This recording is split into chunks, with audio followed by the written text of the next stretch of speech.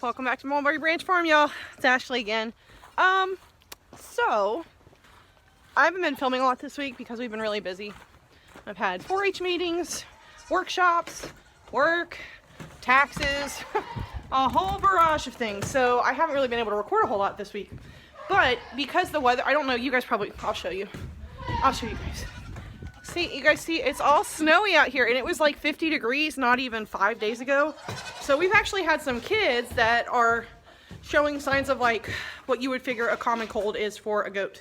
So I'm just kind of out here making sure we don't have stuffy noses, because pneumonia can be kind of tough on these little babies, and with the weather going up and down like that, it can really sneak up on you. So we don't want to do that. So we're just out here, and we did have Tiana's baby, the buckling that we treated the eye on. He got a little bit of a runny nose, and Belle's baby got a little bit of a runny nose, but you can see we've got a little heat lamp out here since it got cold all of a sudden.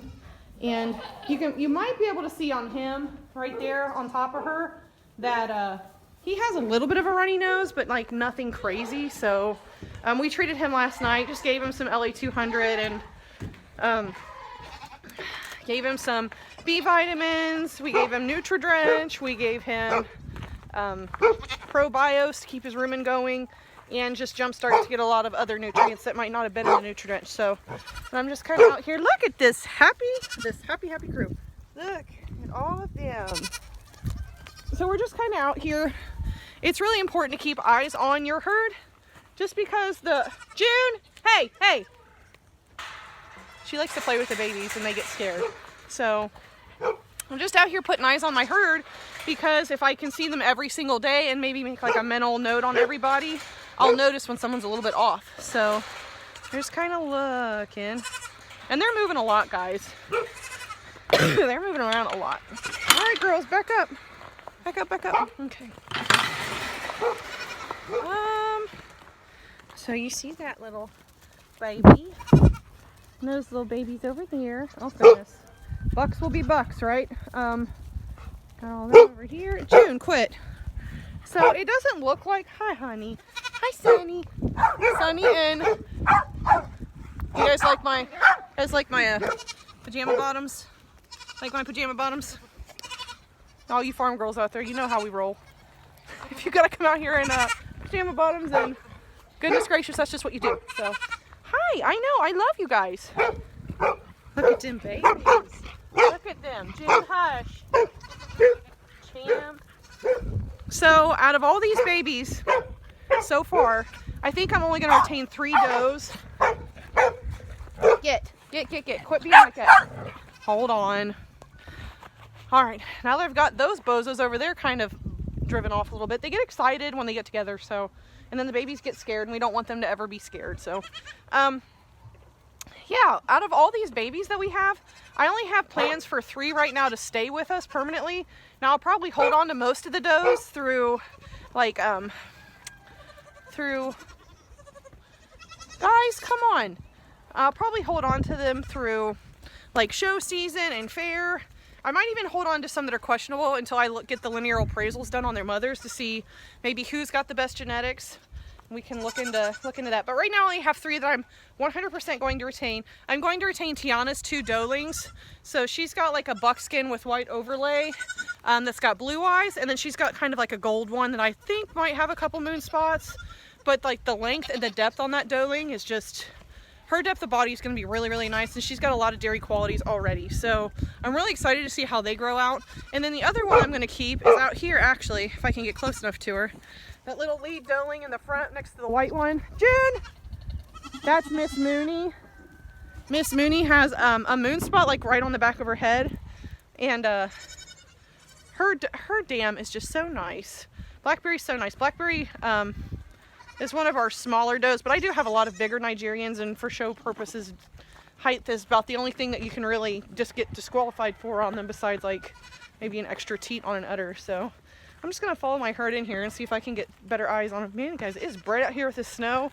And you know what? It's 20 degrees out here today, and it's only going to get to like a high of 29 or 30. And then tomorrow it's going to be a high of 60. So I really have to keep my eyes on these little fellers to make sure that they don't get sick, because I don't want my stock getting sick. I want them to be healthy. So, yeah.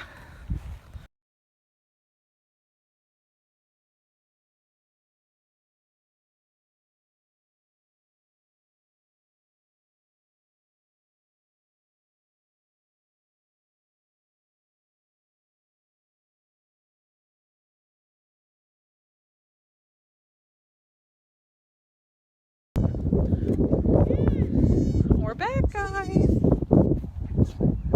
Let's see, I've got some helpers back there. William is over. He is my nephew. And you got Joe. We just moved some more baby goats in. So Tiana's babies got moved in today. And Belle and Brownie. So they all got moved in today. So just letting them integrate back in. It'll make it easier on us for feeding too. And then when we start milking, it'll kind of give them a little bit of organization when it comes time at night or in the morning whenever I decide to feed. I feel like I want to milk in the mornings, but with all of them and then having to get Joe to school and get everything else done, I might end up having to milk in the morning and the night for a little bit. So we'll see. We will see. But today we're actually out here and we get to start work back up on our buck pen. So our buck pen was ugly. You guys can still kind of see it's pretty ugly. Those panels, when we had boar bucks, they would just push those panels over. They were so tough on the fences, but these Nigerians are not tough on fences almost at all. So I got Mark back there doing some work for me, getting ready to put up some more boards. So you guys can get like a little tour. You guys see over there, that's where I go in to feed right now, all the way over there, but I'm actually gonna put in a door right here so that I don't have to go very far because we keep their feed in there. So we're gonna go ahead and do that. You see we did the buck barn is new.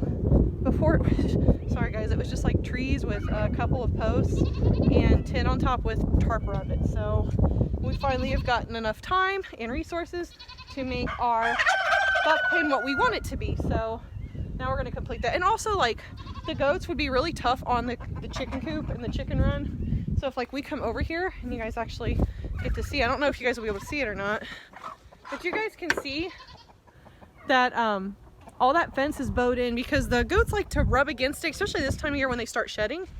So this fence, if you can see those posts over there, it's gonna go like out and around it so that the goats don't have access to that, because I have plans for my chicken coop this year too. So hopefully you guys will be with me when we do that. But right now we're just gonna go ahead and lay into some fencing.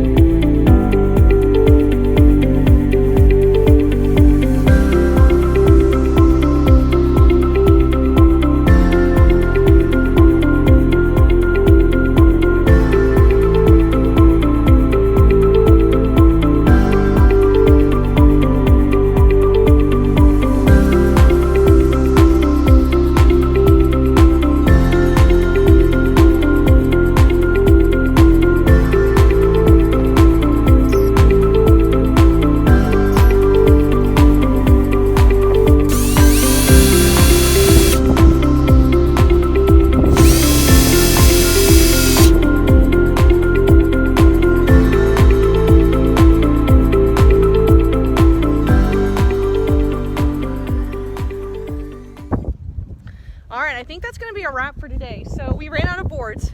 We bought our boards back in January when we had free time.